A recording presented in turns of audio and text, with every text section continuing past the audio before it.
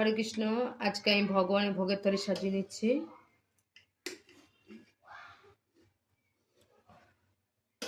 আমি অন্য থালার মধ্যে গুছিয়ে নিচ্ছি।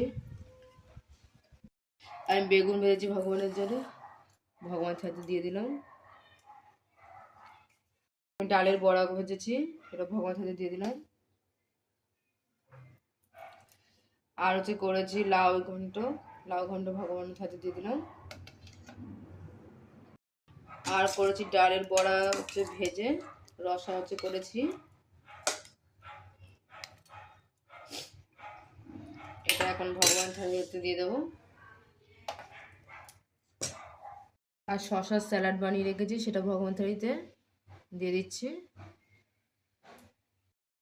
আমি সব কিছুর উপর তুলসী পাতা দিয়ে দিচ্ছি।